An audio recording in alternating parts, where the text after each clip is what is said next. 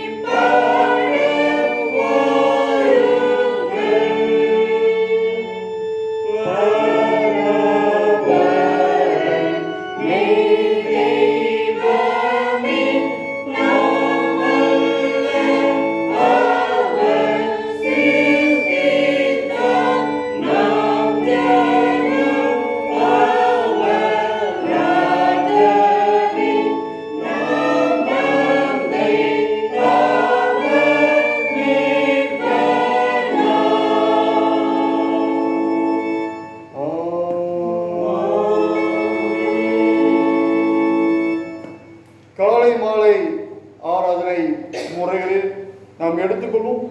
பக்கம் 1வது பக்கம். நாம் கடவுளை தொழுவோம். கடவுள் ஆவியா இருக்கிறார். அவரை தொழுது கொள்கிறவர்கள் ஆவியோடும் உண்மையோடும் அவரை தொழுது கொள்ள வேண்டும். நம்முடைய பிதாவாகிய கடவுளாலும் கர்த்தராகிய இயேசு கிறிஸ்துவினாலும் நம்மளுக்கு கிருபையும் சமாதானம் உண்டாவதாக.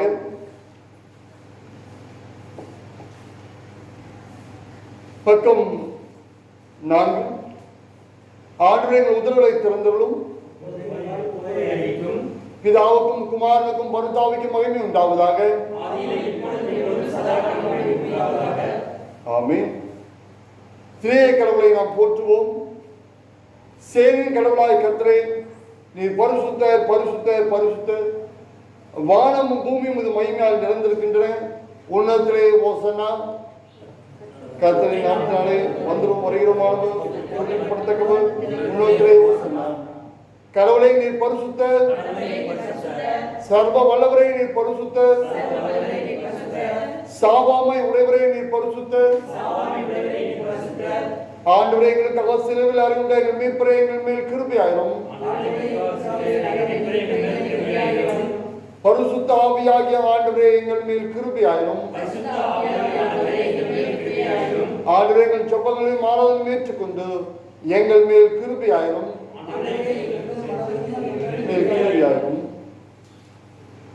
பக்கம் 6. பாவறிக்கை. நமக்கு பாவம் இல்லை என்போமானால் நம்மை நாமே வஞ்சிக்கலாம்.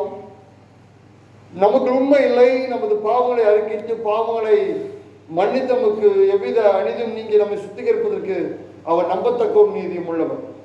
நான் எழுந்த தகப்பனத்திற்கு போய், தகப்பனே, பரத்துக்கு விரோதமாகும் இது பார்வையில் பாவம் செய்தேன். இனி உடைய மகன் மகள் என்று சொல்லப்படுவதற்கு நான் பார்த்த நல்ல உம்முடைய கூலிக்காரர்கள் ஒருவராக என்னை வைத்துக் கொள்ளும் என்பேன். கடவுள் ராஜ்யம் சமீபத்திருக்கிறது. மனம் திரும்பி நற்செய்தியில் நம்பிக்கை வையுங்கள். நமது பலவீனர்களுக்காக பரிதபிக்க முடியாத பிரதான ஆசிரியர் நமக்கிறார். எல்லாவற்றிலும் நம்மை போல சோதிக்கப்பட்டோம். பாவமில்லாத பிரதான ஆசிரியர் நமக்கு இருக்கிறார். நாம் முழங்கால் படித்து மௌனமாக நம்மை சோதனை செய்வோம். யாவரும் முழங்கால் படியிடுவோம். நம் பாவங்களை ஆண்டவரிடத்தில் அறிக்கை செய்வோம். ஆண்டவர் நம் பாவங்களை மன்னிக்கிறவர். நம் குற்றங்களை அவர் மன்னிக்கிறவர். அவர் நமக்காக இரத்தத்தை அவர் சிந்திருக்கின்றார். நமக்காக அவர் பாடுகளை அனுபவித்திருக்கின்றார். நம் பாவங்களை ஆண்டவரிடத்தில் நாம் அறிக்கை செய்யும்போது நம் பாவங்கள் குற்றங்கள் அனைத்தும் அவர் மன்னிக்கக்கூடியவராக இருக்கின்றார். ஆண்டவரை கிட்டி சேருவதற்கு தடையா இருக்கிற கோபம், எரிச்சல், பகைமைகள் அனைத்தும் ஆண்டவரிடத்தில் நாம் அறிக்கை செய்வோம். ஆண்டவர் நம் பாவங்களை கழுவி நம்மை சுத்திகரிக்கக்கூடியவராக இருக்கின்றார்.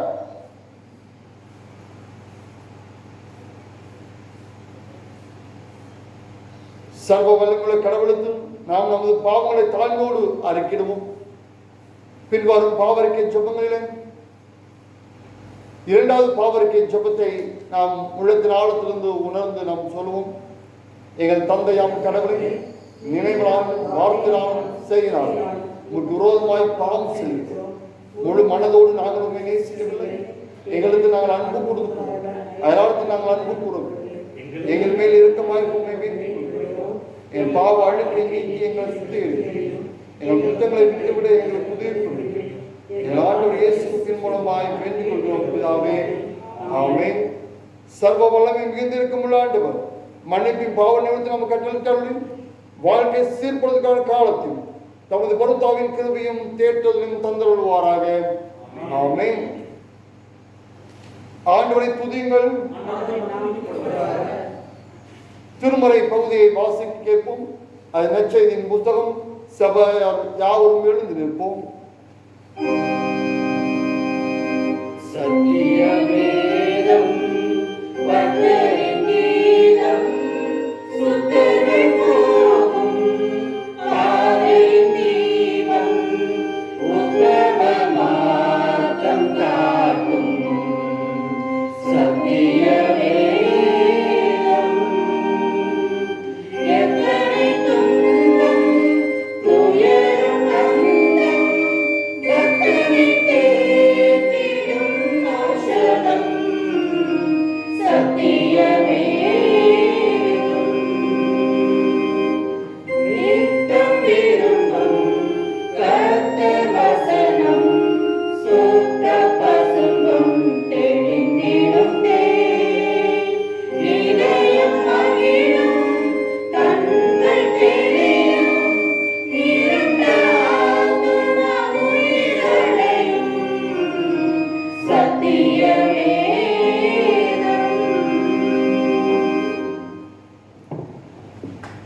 யோவான் எழுதின சுவிசேஷம் 20ஆம் அதிகாரம் வசனங்கள் 24 முதல் 31 வசனங்கள் முடிய. இயேசு வந்திருந்தபோது 12 ஒருவனாகிய திதிமு என்னப்பட்ட தோமா என்பவன் அவர்களுடனே கூட இருக்கவில்லை. மற்ற சீசர்கள் கர்த்தரை கண்டோம் என்று அவனுடனே சொன்னார்கள். அதற்கு அவன், அவருடைய கைகளில் ஆணியால் உண்டான காயத்தை நான் கண்டு அந்த காயத்திலே என் விரலை விட்டு என் கையை அவருடைய விழாவிலே போட்டால் ஒழிய விசுவாசிக்க மாட்டேன் என்றார். மறுபடியும் 8 நாளைக்கு பின்பு அவருடைய சீசர்கள் வீட்டுக்குள்ளே இருந்தார்கள். தோமாவும் அவர்களுடனே கூட இருந்தான். கதவுகள் பூட்டப்பட்டிருந்தது. அப்பொழுது இயேசு வந்து நடுவே நின்று, உங்களுக்கு சமாதானம் என்றார். பின்பு அவர் தோமாவை நோக்கி, நீ உன் விரலை இங்கே நீட்டி என் கைகளை பார், உன் கையை நீட்டி என் விழாவிலே போடு, விசுவாசியாய் இராமல் விசுவாசியாய் இரு என்றார். தோமா அவருக்கு பிரதியுத்தரமாக, என் ஆண்டவரே, என் தேவனே என்றார். அதற்கு இயேசு, தோமாவே, நீ என்னை கண்டதினாலே விசுவாசித்தாய், காணாதிருந்தும் விசுவாசிக்கிறவர்கள் பாக்கியவான்கள் என்றார். இந்த புஸ்தகத்தில் எழுதியிராத வேறு அநேக அற்புதங்களையும் இயேசு தமது சீசருக்கு முன்பாக செய்தார். இயேசு தேவனுடைய குமாரனாகிய கிறிஸ்து என்று நீங்கள் விசுவாசிக்கும்படியாகவும், விசுவாசித்து அவருடைய நாமத்தினாலே நித்திய ஜீவனை அடையும்படியாகவும் இவைகள் எழுதப்பட்டிருக்கிறது என்றார். வாசிக்க வேண்டிய திருமறை பகுதி வாசித்தாயிற்று. கிறிஸ்துவே உமக்கே மகிமை உண்டாவதாக. சபையார் அமரும். இப்போது உங்களோடு நான் பகிர்ந்து கொள்கின்ற தலைப்பு, கிறிஸ்துவை இறைவன் கடவுள் என்று உறுதியாய் நம்புதல். கிறிஸ்துவை இறைவன் கடவுள் என்று உறுதிப்படுத்துதல் என்ற தலைப்பில் உங்களோடு நான் தியானிக்க இருக்கின்றேன். நாம் இந்த உலகத்திலே பல்வேறு பொருட்களை நாம் வாங்குகின்றோம். அதெல்லாம் உறுதியானதா, அது சரியானதா என்பதை நாம் பார்த்து பார்த்து வாங்குகின்றோம். இப்பொழுது இருக்கிற காலகட்டத்திலே கொரோனா இருப்பது உறுதியா, இல்லாமல் இருக்கிறது உறுதியா என்று மிகப்பெரிய ஒரு கேள்விக்குள்ளே நாம் வாழ்ந்து கொண்டிருக்கிறோம். உறுதி செய்யப்பட்டவர்கள் தனியாக பிரிக்கப்படுகிறார்கள், உறுதி செய்யப்படாதவர்கள் தனியாக பிரிக்கப்படுகிறார்கள். உறுதி செய்யப்பட்டவர்கள் அச்சத்தோடு, பயத்தோடு, நடுக்கத்தோடு அவள் வாழ்ந்து கொண்டிருக்கின்றார்கள். நாம் இப்படிப்பட்ட சூழலிலே ஆண்டவர் ஒருவர் இருக்கின்றார். அவர் நம்மை காப்பாற்றுவார், அவர் நம்மை தாங்குவார், ஏந்துவார், சுமப்பார். இந்த வார்த்தைகள் நம்மை பலப்படுத்துகிறது. தாங்கக்கூடியதாய், ஆறுதல் தரக்கூடியதாய் அந்த வார்த்தைகள் இருக்கிறது. கிறிஸ்துவை இறைவன் கடவுள் என்று உறுதிப்படுத்துதல். முதலாவதாக ஆதியாகமத்தின் புத்தகத்தை நீங்கள் திருப்பிக் கொள்ளுங்கள். யாத்திராகமம் புத்தகத்தை நீங்கள் திருப்பிக் கொள்ளுங்கள். 3ஆம் அதிகாரம் 13 17 வரை உள்ள கடவுளுடைய வசனத்தை நாம் தியானிக்க இருக்கின்றோம். யாத்திராகமம் புத்தகம் 3ஆம் அதிகாரம் 13 17 வரை உள்ள கடவுளுடைய வசனத்தை தியானிக்க இருக்கின்றோம். இஸ்ரேல் மக்களுக்கு துன்பத்தில் உடன் இருப்பதாக உறுதியாய் சொல்கின்றார் ஆண்டவர். இஸ்ரேல் மக்களுடைய துன்பத்தில் உடன் இருப்பதாக உறுதி தருகின்றார் ஆண்டவர். இஸ்ரேல் மக்கள் 430 ஆண்டுகள் அடிமையாய் வாழ்ந்து கொண்டிருந்தார்கள். அந்த 430 ஆண்டுகளிலும் செங்கல் அறுப்பது போன்ற அடிமையான வேலைகளை அவர் செய்து வந்தார். கடினமான வேலை, பாடுகள் நிறைந்த வேலை. இப்படிப்பட்ட இந்த வேலையிலே அவருடைய முற்பிதாக்களாகிய ஆபிரகாம், ஈசாக்கு, யாக்கோபு என்ற கடவுளை அவர் மறந்து விட்டார். எகிப்திலே அதற்கான வழிகள் இல்லை, வாய்ப்புகள் இல்லாமல் போய்விட்டது. அங்கே பல்வேறு தெய்வங்களை வழிபடுகின்ற மக்கள் இருந்தார்கள். பல்லிறை கோட்பாட்டாளர் எகிப்திய மன்னன் பார்வோனை கடவுளாக வணங்கினார். அவருக்கான சிலைகளை, மேடைகளை அமைத்து வழிபடுவதுதான் அவருடைய வழக்கமாயிருந்தது. அவர் மரணித்த போது பிரமிடுகளை செய்து அதை வணங்கினார். இப்படிப்பட்ட சூழலிலே இஸ்ரேல் மக்கள் யாவே ஆகிய கடவுளை அவர் மறந்து போனார். அவருக்கும் இவளுக்கும் உள்ள உறவு அற்றுப்போன நிலை இருப்பதை நாம் பார்க்கின்றோம். மோசையும் பல்லிறை கோட்பாட்டிலே அவர் வளர்க்கப்படுகின்றார். எகிப்தியுடைய ராஜாவுடைய வீட்டில் அவள் வளர்க்கப்படுகின்றார். அவருடைய மனைவியும் வேற்று சமயத்தைச் சேர்ந்தவர். அப்படிப்பட்ட சூழலே இஸ்ரேல் மக்களை எகிப்திலிருந்து பாலும் தேனும் ஓடுகின்ற கானான் நாட்டுக்கு அழைத்து செல்ல வேண்டும் என்று ஆண்டவர் விரும்பி மோசே எடுத்து சொல்லும் போது மோசைக்கும் இஸ்ரேல் மக்களுக்கும் அது புதிதாக இருந்தது. அதை நம்ப முடியாத நிலை இருந்தது. அது ஏதோ ஒரு காலகட்டத்திலே நினைத்து பார்த்த, ஏதோ யோசித்து பார்த்த ஒரு நிகழ்வாக அவளுக்கு இருந்தது. மறந்து போன நிகழ்வாக இருந்தது. ஆண்டவர் அங்கே உறுதிப்படுத்துகின்றார். 12 கோத்திரத்துக்கும் நான் கடவுள் என்பதை அங்கே உறுதிப்படுத்துகிறார் மோசே வழியாக. 14ஆம் வசனம், அதற்கு தேவன் இருக்கிறவராக இருக்கிறேன் என்று மோசையோடு சொல்லி, இருக்கிறேன் என்பவர் என்னை உங்களிடத்தில் அனுப்பினார் என்று இஸ்ரவேல் புத்திரோடு சொல்வாயாக என்றார். இருக்கிறவராகவே இருக்கிறேன். தொடக்கத்திலே ஏலேயும் என்ற மக்கள் அழைத்தனர். மோசைக்கு தன்னை யாவே என்று ஆண்டவர் வெளிப்படுத்துகின்றார். பின்னர் அதை இஸ்ரவேல் மக்களுக்கு தன்னை வெளிப்படுத்துகின்றார். இப்பெயரிலே தன்னை ஆண்டவர் வெளிப்படுத்துகின்றார். அவர் இருக்கிறவராகவே இருக்கிறேன் என்று இஸ்ரவேல் மக்களிடத்தில் அவர் வெளிப்படுத்துகின்றார். என்றைக்கும் வாழும் கடவுள், எபிரேயரோட துன்பத்திலே, அவருடைய வேதனையிலே, அவருடைய பாடுகள் மத்தியிலே நான் என்றும் உங்களோடு வாழ்ந்து கொண்டிருக்கிறேன் என்பதை அவர் வெளிப்படுத்துகின்ற ஆண்டவராக இருக்கின்றார்.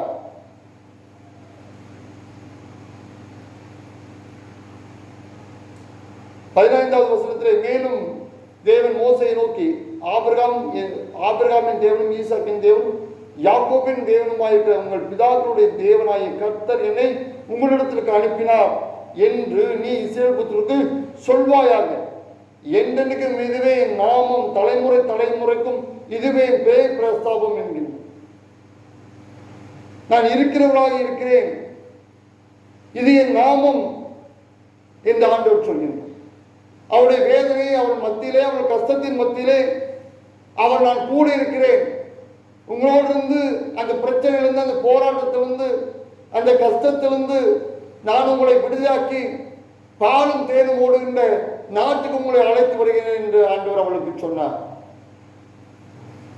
அவர் இருக்கின்ற கடவுளா இருக்கின்றார், நம்மளை காக்கின்ற கடவுளா இருக்கின்றார், எல்லா தீமிலிருந்து நம்மை விலக்கி காக்கக்கூடிய கடவுளா இருக்கின்றார். அவர் தான் கடவுள் என்பதை, தான் மீட்கிறவர் என்பதை, தப்பிவிக்கிறவர் என்பதை அவளுக்கு வெளிக்காட்டுகின்ற ஆண்டவராக இருக்கின்றார். முற்புதாக்கு வெளிப்படுத்தின ஆண்டவர்.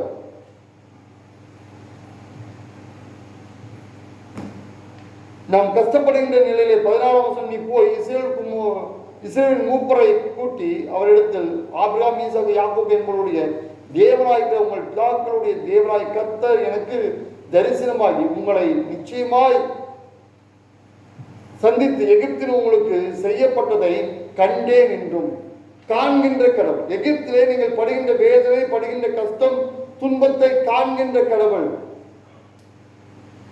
கண்டு அப்படியே விட்டுவிடுவதில்லை, அதிலிருந்து மீட்டு ரட்சிக்கிற கடவுள் என்பதை காட்டுகின்றார், உறுதிப்படுத்துகின்றார். சர்வ வல்லமையுள்ள கடவுள், மீட்கிற கடவுள், காப்பாற்றுகின்ற கடவுள் என்பதை உறுதிப்படுத்துகின்ற ஆண்டவராக இருக்கின்றார்.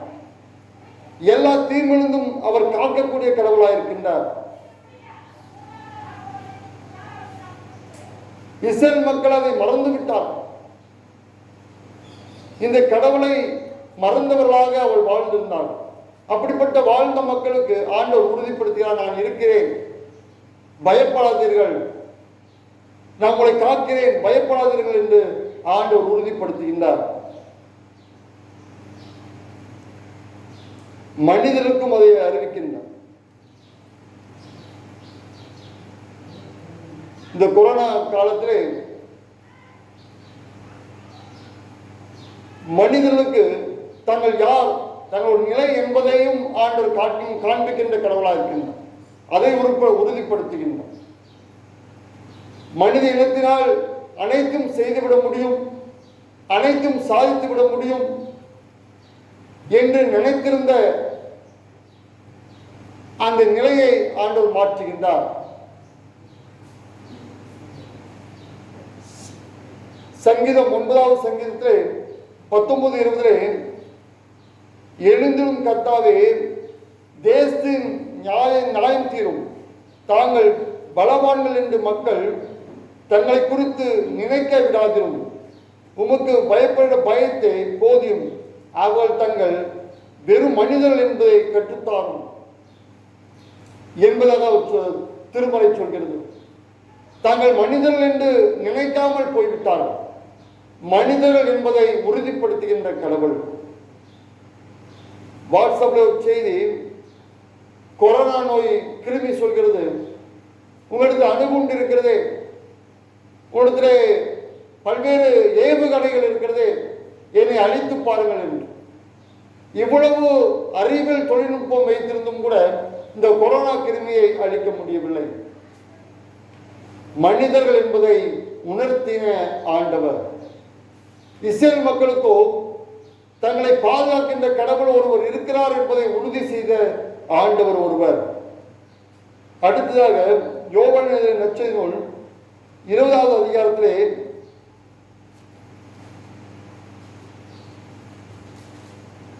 24 29 ஆண்டவர் தன்னை உறுதிப்படுத்துகின்றார்.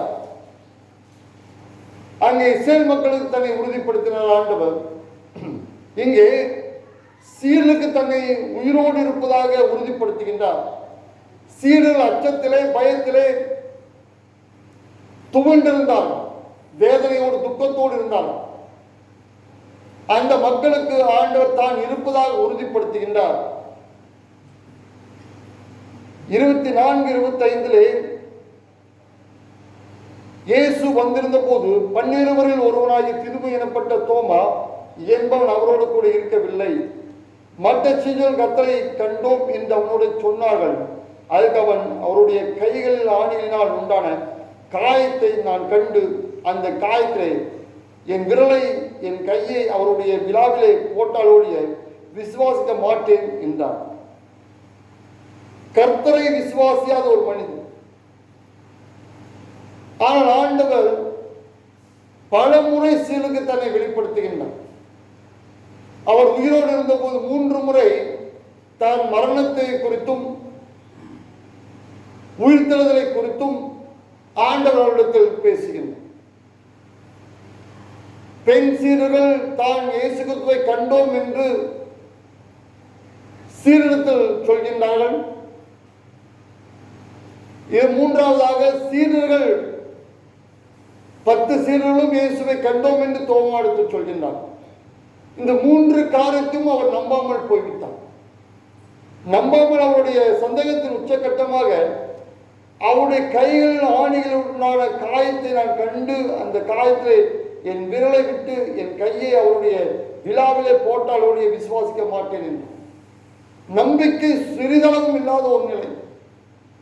அந்த நிலையிலும் ஆண்டவர் தான் இருக்கிறேன் என்பதை அவர் சீடத்தில் காட்டுகின்றார். ஏனென்றால் சீடர்கள் தான் இயேசுவை கண்டு விசுவாசித்து உலகம் முழுவதும் அதை அறிவிக்க வேண்டும், உலகம் முழுவதும் கிறிஸ்துவுக்குள்ளே கொண்டு வர வேண்டும். அது அவருடைய வேலையாக இருந்தது. ஆண்டவர் அதை எதிர்பார்த்தார். சர்வ சிருஷ்டியும் இவள் தான் நற்செய்தி அறிவிக்க வேண்டும், இவள் மொழிதான் இந்த நற்செய்தி பரவ வேண்டும், தோபாவின் மூலியமா இந்தியா தொடப்பட வேண்டும், ரட்சிக்கப்பட வேண்டும், இது மூலியமா எழுப்புதல் அடைய வேண்டும் என்று மிகப்பெரிய ஒரு திட்டத்தை ஆண்டவர் வைத்திருந்தார். அதனால் தோமாவுக்கு விசேஷமாக தன் உயிரோடு இருப்பதை உறுதிப்படுத்துகின்றார் ஆண்டவர். அவருடைய சரீரம் ஒரு மகிமையின் சரீரம். சீர்கள் பூட்டப்பட்ட அறையிலே அவர் உள்ளே வருகின்றார்.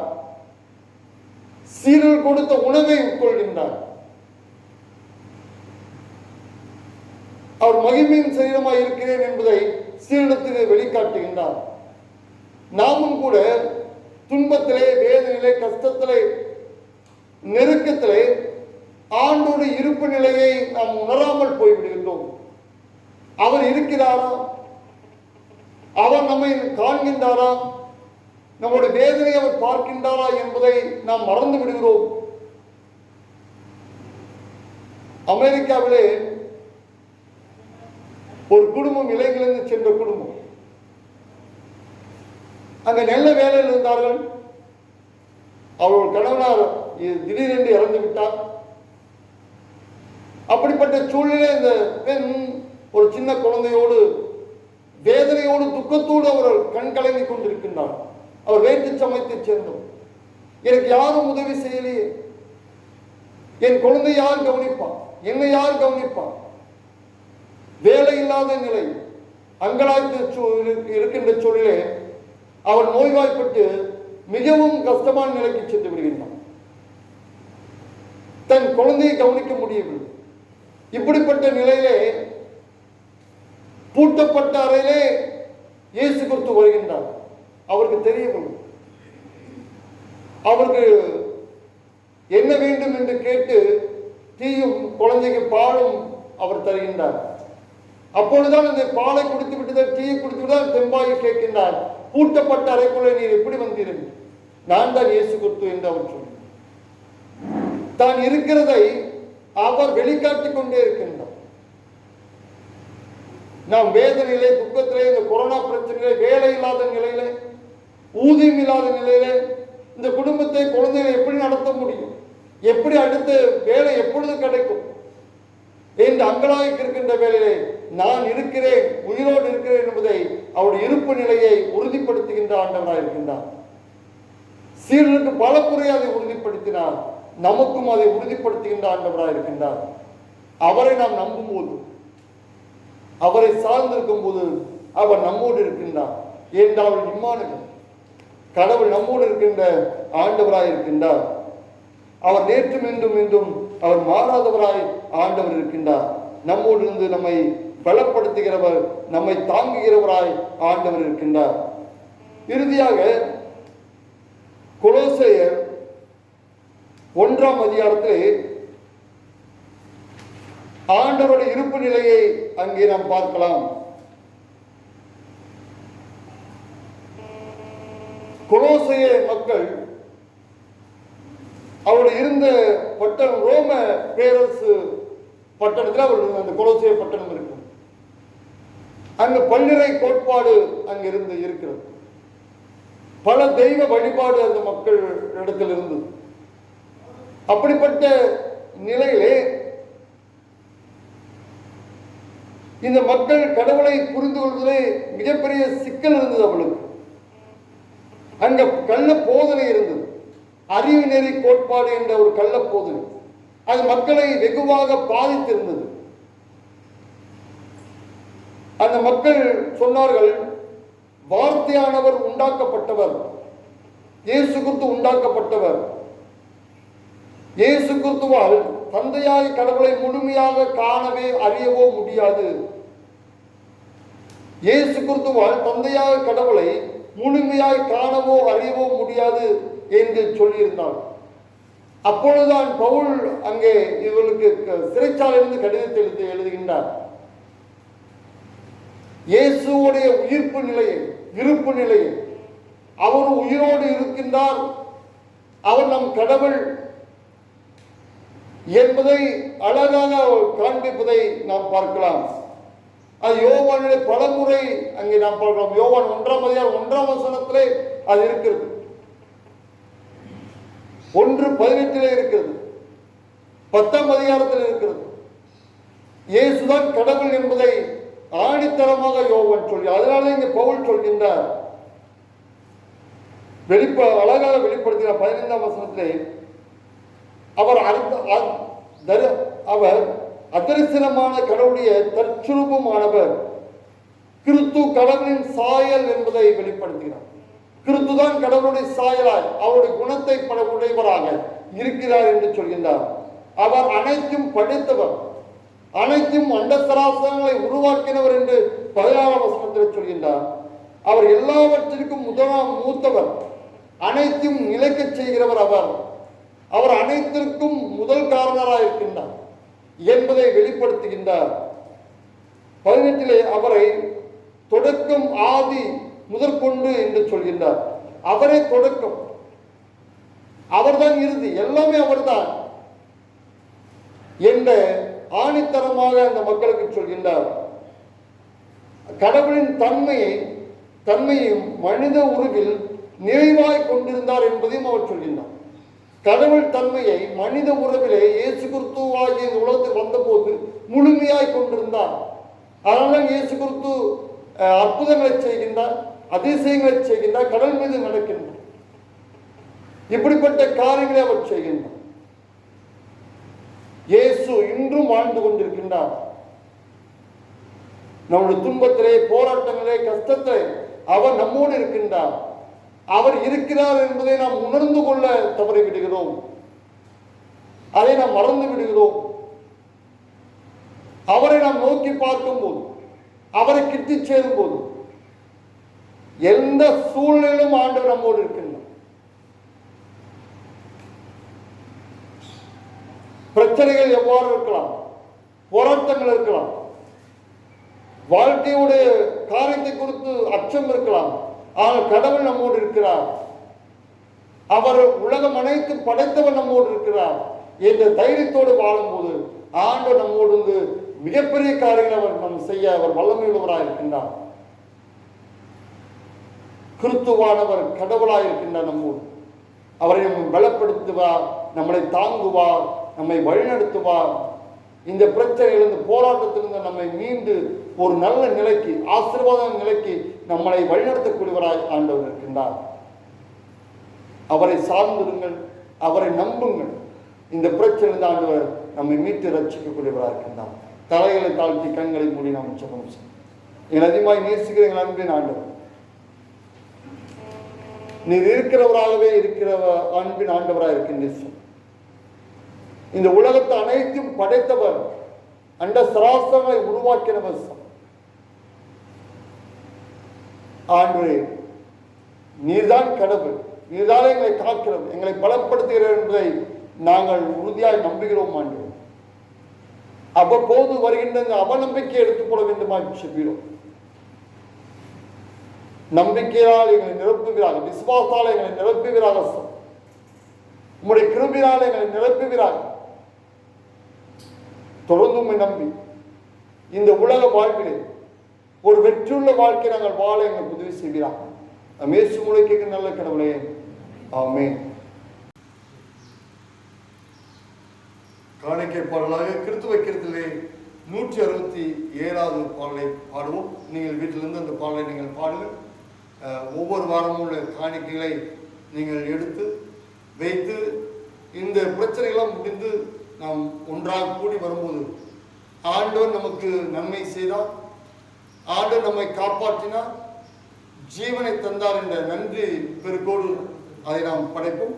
இப்பொழுது கிறிஸ்து வைக்கிறதிலே 167வது பாடலை நாம் பாடுவோம்.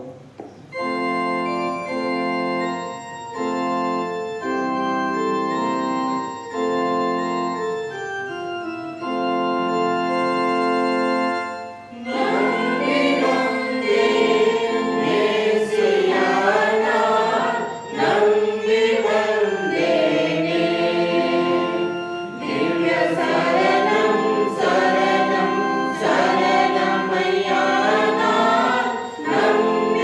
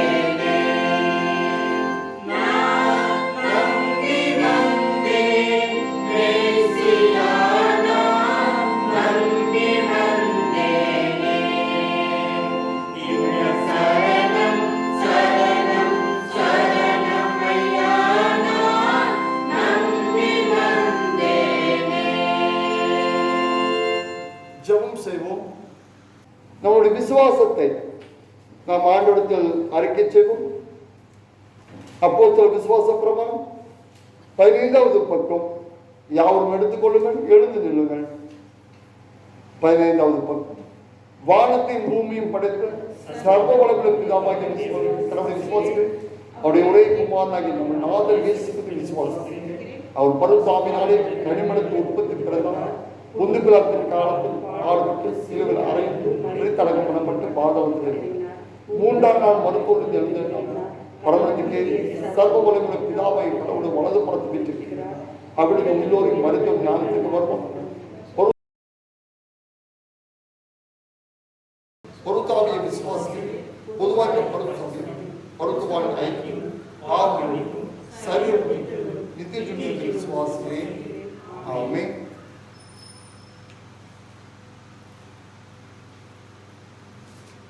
கர்த்தர் உங்களோடு இருப்பாராக. ஜெபம் செய்வோம். கர்த்தாவே எங்களுக்கு இருந்தும் கர்த்தாவே எங்களுக்கு இருந்தும் ஆண்டவர் கற்பித்து தந்த ஜெபத்தை நாம் சொல்வோம். பரமனில் எங்கள் பிதாவே, நாம் படுத்தப்படுவதாக, ராஜ்யம் வருவதாக, சித்தம் பரமனில் செய்யப்படுவது பூமியிலே செய்யப்படுது. அன்பு அப்பத்தை தாழ் எங்கள் விரோதமாய் குற்றம் செய்வோம். நாங்கள் மன்னிக்கிறது போல எங்கள் குற்றங்களை மன்னி எங்கள் சோதனைக்குள் பிரவேசிக்கிற நாம் தீர்ந்து ராஜ்யம் வளம் நகில் இன்னும் முடிவுகளே. ஆமென். தொடர்ந்து நாம் ஜெபம் செய்வோம். எங்களை அதிகமாக நேசிக்கிற எங்கள் அன்பின் ஆண்டவரே, சர்வத்தை மாடுகிறோம், சர்வத்தை உண்டாக்கிறவர் நீர் இருக்கிறீர் என்பதை எங்களுக்கு வழிகாட்டி இருக்கின்றீர்கள். உலகம் முழுவதும் இந்த கொரோனா வைரஸ் கிருமினால் அச்சத்திலே, நடுக்கத்திலே, வேதனையிலே, துன்பத்திலே இருப்பதை நாங்கள் அறிகிறோம். வல்லரசு நாடுகள்லாம் தடிமாறிக் கொண்டிருக்கின்ற இந்த நிலையிலே நாங்கள் வாழ்ந்து கொண்டிருக்கிறோம். எங்களுடைய நாட்டிலும் அந்த கிருமிகளுடைய பாதிப்பு அதிகமாகிக் கொண்டிருப்பதை அறிகிறோம். அரசாங்கம் தங்கள் முடிந்த காரியங்களை செய்து கொண்டிருக்கின்றார். பரவிக் கொண்டிருக்கின்ற சூழ்நிலை மக்கள் வேலையை இழந்து, வருவாயை இழந்து பாதித்துக் கொண்டிருக்கப்பட்ட இந்த நிலையிலே நீதாயங்களுக்கு ஆறுதலாய் தருகிறவர், சமாதானத்தை தருகிறவராய் இருக்கின்றீர்கள். நாங்கள் யாரிடத்தில் செல்வோம்? நீதாயங்களுக்கு ஆறுதலாண்டு, நீதாயங்களுக்கு பலன், நீதாயங்களுக்கு ஆற்றலாண்டு. இந்த கொரோனா நோய் கிருமியை இந்த உலகத்தை விட்டு அப்புறப்படுத்திட வேண்டுமாய் செல்கிறோம். உம்முடைய வார்த்தை உயிர்ப்பிக்கிறது, உம்முடைய வார்த்தை மாற்றுகிறது. உம்முடைய வார்த்தையினால் சொல்கிறார். வார்த்தையினால் இந்த உலகத்தை உருவாக்கிறது. உம்முடைய வார்த்தை கொண்டு இந்த கிருமியை நீ மாற்றிட வேண்டுமாய் செல்கிறோம். பாதிக்கப்பட்ட ஒவ்வொரு மக்களும் இந்த திருக்கரத்தால் அர்ப்பணிக்கிறோம். அவள் நல்ல சுகத்தை பெற்றுக்கொள்ள வீடு திரும்ப அருள் தர வேண்டுமாய் செல்கிறோம். அச்சத்திலிருந்து, பயத்திலிருந்து அவளை மாற்றிட வேண்டுமாய் செல்கிறோம். இனி யாருக்கும் இந்த பாதிப்பு வராதபடிக்கு நீ காத்துக்கொள்ள வேண்டுமாய் செல்கிறோம். இந்த நோய் கிருமியோடு போராடி கொண்டிருக்கின்ற மருத்துவர்களை நாங்கள் நினைக்கிறோம், செவிலியரை நாங்கள் நினைக்கிறோம், லேப் டெக்னீஷியன் உடைய களத்தில் அர்ப்பணிக்கிறோம். ஆண்களை தூய்மை பணியாளர்கள், காவலர்கள், கடை வைத்து நடத்தி கொண்டிருக்கிற கடைக்காரர்களை நாங்கள் நினைக்கிறோம். அவெல்லாம் ஆசீர்வதிக்கிறார், பாதுகாத்துக் கொள்கிறார். எல்லா தீமையிலிருந்தும் நாச மோசங்களிலிருந்தும் விலக்கி காத்துக் கொள்ள வேண்டுமா செல்கிறோம். உம்முடைய அன்பும் அருளும் கிருபையும் தயவும் தாங்கி வழிநடத்த வேண்டுமா செல்கிறோம். பாதுகாத்துக் கொள்கிறார். இதை பார்த்துக் கொண்டிருக்கின்ற ஒவ்வொரு மக்களையும் நீ காத்துக்கொள்ள வேண்டுமா. உம்முடைய அன்பின் கரம் தாங்கட்டும். பராமரிப்பின் கரம் தாங்கட்டும் சாமி. அச்சத்திலிருந்து பயத்திலிருந்து அவள் நீங்க கிருபை தர வேண்டுமா சொல்லுவோம். மக்களை ஆசிர்வதிக்கிறார், தாங்குகிறார். யாருக்கும் இந்த நோய் வராதபடிக்கு காத்துக்கொள்ள வேண்டுமா. அரசாங்கம் இதுக்கான விரைவான காரியங்களை செய்ய அவளுக்கு தேவை ஞானத்தையும் ஆற்றலும் கிருபையும் ஒத்தாசையும் தருகிறார். விஞ்ஞானிகள் இதற்கான தேவையான மருந்துகளை கண்டுபிடிக்கவும் சீக்கிரத்தில் பயன்பாட்டுக்கு வரவும் அவள் தர வேண்டுமாச்சு. நீர் பொறுப்படுத்திக் கொள்கிறார். நாங்கள் மகிழ்ச்சியோடு சந்தோஷத்தோடு அனைவரும் கூடி போய் துதிக்கக்கூடிய நாள் சீக்கிரத்தில் வர எங்களுக்கு உதவி செய்ய வேண்டுமாச்சு. நீரை பொறுப்படுத்திக் கொள்வீராக, வழிநடத்துகிறார். நம் இயேசு மூலம் நல்ல கடவுளே, ஆமென்.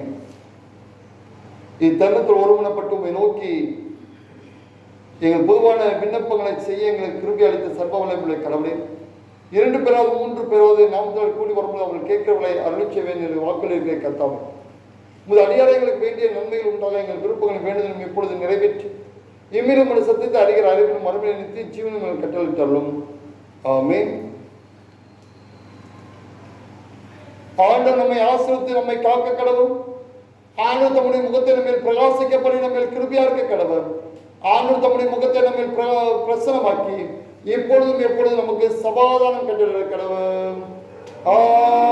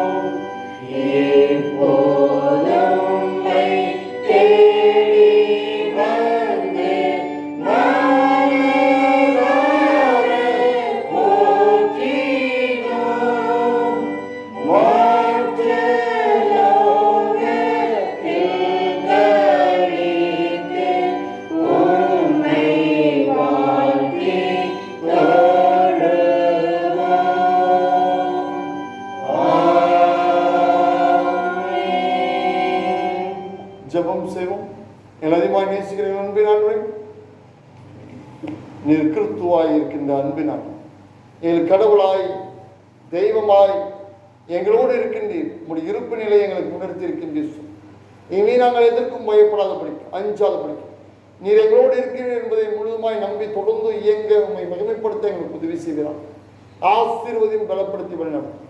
இயேசு மூலம் கேட்க நல்ல கடவுளே, ஆமென். ஆண்டவர் உங்களோடு இருப்பாராக. சமாதானத்தோடு சென்று வாருங்கள். ஆமென்.